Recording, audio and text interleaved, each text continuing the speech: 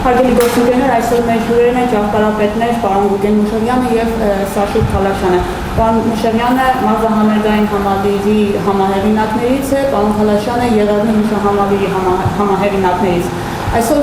մեր հյուրերը կանդրադառնան մարզահամերգային համալիրի օտարմանը վերաբերող կառավարության նախագծի քննարկմանը։ Կառավարության որոշման նախագծի տեքստին մենք ծանոթ ենք, բայց մենք դեռ ստույգ տեղեկություն չունենք, այդպիսի որոշում ընդունել է թե չէ։ Բայց այն, որ այդպիսի նախագիծ ներկայացվել է կառավարությանը, դա փաստ է եւ այդ փաստաթուղթը միօրինակ է ինձ ձեռքի տակ եկել։ Մանրամասն նկարագրած թե ինչի մասին է խոսքը։ Բոլոր դեպքերում, եթե ընդունվել է կամ չի ընդունվել այդ որոշումը, այդպիսի որոշում ներկայացնողը արդեն սխալներ է գործել, բազմաթիվ սխալներ է շրջանցել, օրենսդրական պահանջներ են շրջանցել եւ այդպիսի որոշում կառավարությունը իմ կարծիքով չպետք է կայացնել։ Խնդիրը վերաբերում է հետեւյալին, որ նախ ամբողջ Ծիծեռնագարորդի տարածքը համարվում է բնության պահպանության տարածք, հանրային օգտագործման տարածք է։ Տարածքի մասին է խոսքը։ Շինությունը մարզահամերգային սեփականություն է վաճառվածել, նա արգելք չկա շինությունը վաճառելու վերաբերյալ կամ վերավաճառելու վերաբերյալ։ Այստեղ ամբողջ աղմուկը ոչ թե շենքի վաճառքի կամ վաճառելու մասին, այլ ամբողջ դժգոհությունը կամ այս ցասուրը որոշման նախագծի հետ կապված նա է, որ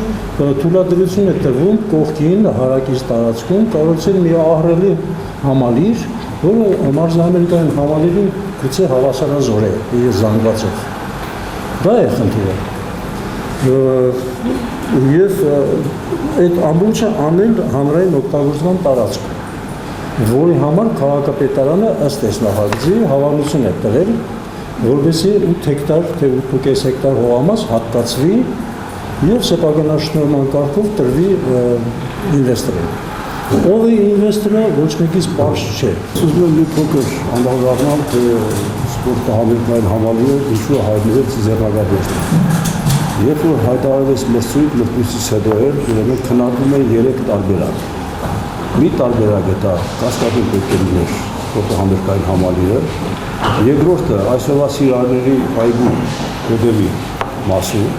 որտեղ կառուցվեց հետագայում անվտանգության ծառայության շենքը, եւ երրորդ տարբերակը Ծիծեռնագարորդն է։ Այն ժամանակ էլ կային տարաձայնություններ, ինչու Ծիծեռնագարորդում։ Խնդիրն ինչու՞մն է այդտեղ, որ մեկնաբանությունը հետևյալն է, որ մենք ունենք Եղեռնի հուշահամալիրը, որը մեր ազգի պատմության այն վկայությունն է այնտեղ, որ մենք ապրել ենք այդպիսի ողբերգություն, եւ երկրորդ ունենք վերացնունդ։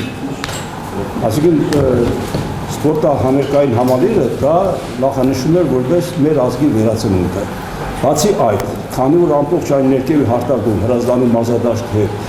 սպորտային ամբողջ կառույցներ էին, դա փաստորեն ստացվում էր, որ դա պետք է անպայման Ծիծեռնագարորդի այս սպորտահամերգային համալիրը ծառայի նաև սպորտային այդ համալիրի մի բաղկացուցիչ մասն է, որտեղ եթե մեծ համազգային կամ միջազգային մրցումներ են անցկացնում տարբեր սպորտի ձևերից, ուրեմն բոլոր այս սպորտային կառույցները մասնակցում են այդ մրցումներին։ Բայց այն ժամանակ այնքան ուժեղ էր գաղափարը, թե ճիշտ է տրվում այնտեղ, ավելորդ բան տրվում, ապա չի տրվում։ Մի էպիզոդ ուղղակի պատմեմ, որ շատերը գիտեն, ուրեմն մենք օտապարիկներ քուչիկներից կազմեցինք թելերով, այնտեղ նախանշեցինք կոնտուրները, այսպես կարելի ասել,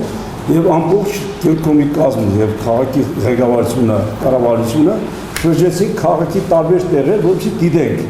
ինչպես կդիտվի այդ ծավալը քաղաքի տարբեր կետերից։ Այսինքն ինչքան զգուշություն այնտեղ ցուցաբերվել, որ միայն լինի նստած սպորտային համալիրը եւ ոչ մի կառույց այնտեղ այլևս չլինի։ Որտեղ սա իրոք, ինչպես ասեց պարոն Խալաշյանը, դա սա տարածք է, որը հանրային տարածք է։ Երբ որ արվում է գլխավոր հատակագիծ, միշտ կան համաչափություններ։ Ինչքան պետք է նետարենք ունենք 1 միլիոն ազգախնացույց, ինչքան պետք է տարածք զբաղեցնի բնակելի տարածքը, ինչքան հանրային տարածքներ, ինչքան կանաչի եւ այլն։ Երևանը այսօր կանգնած է կատաստրոֆիկ թվերի առաջ։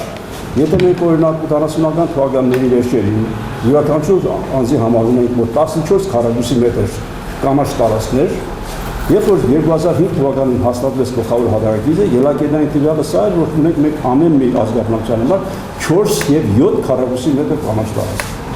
Այլ չեմ ասում այդ ամբողջ կանաչ տարածքները այսօր ծանրաբեռնված են տարբեր կառույցներով։ Այսինքն, եթե մենք վերցնենք էլեմենտար բան, Լոնդոնում գույցում է Hyde Park, տասնյակ հեկտարներ է այնտեղ։ Այդ հեկտարներից ընդամենը մեկ հատ սրճարան կա։ Մնացածը բոլորը դա հանրային տարածք է, որովհետեւ մարդիկ զբոսնեն եւ այդ կանաչը վայելեն։ Ուզում ասել կան այստեղ նաեւ կատեգորիայի հարցեր, այդ հողերը ինչի նպատակ են ծառայում։ Եթե մենք արդեն վերցնում ենք ընդհանուր կառուցապատման տակ, ուրեմն հանրային հողերը պետք է վերածենք խառը կառուցապատման կոդի եւ այդ դեպքում կարելի է եւ խաղապուն կառուցել, եւ ռեստորան կառուցել, եւ հյուրանոց կառուցել, ամեն ինչ։ Հաստատվել պարագայում դա համարվում է հանրային տարածք, կանաչ կոդի եւ նույնիսկ այն ճանապարհը, որ անցնում է Դալմամոնի կողքով, դա էլ է մտած Ծիզեռնագարվեստի տարածքում։ Ուղղակի քանի որ նոր ճանապարհը, որ միացնում է Լենինգրադյանը Իսատել Պողոտայի հետ պատրաստ չէր, այդ ճանապարհը ժամանակով կառուցվեց, հետո բարեկարգվեց եւ դառավ արդեն գործող ճանապարհ եւ անջատվեց Դալմամոնի տարածքը, որը նույնպես սպորտային համալիրի մեջ էր մտած։ Այնտեղ չկառուցվեցին 2-3 խոշոր օբյեկտներ։ Չկառուցվեց թենիսի եւ սեղանի թենիսի դպրոցը։ Չկառուցվեց թեթև ատլետիկական դպրոցը, այսինքն այդ ամբողջ տարածքը նախատեսված էր որպես մեծ խաղերի, օլիմպիական խաղեր կլինեն, դա կլինեն անդերկովկասյան խաղեր, չգիտեմ միջազգային տարբեր խաղեր, որտեղ նա ունի նորմատիվային պահանջներ։ Օրինակ, եթե 12 թենիսի կորտից պակաս է լինում եւ 4-ը ծածկած թենիսի կորտ, այդտեղ միջազգային խաղեր չի կարելի անցկացնել։ Օրինակի համար են բերում, այսինքն կան որոշակի պահանջներ այդ սպորտային համալիրը ուրեմն միասնական աշխատելու համար։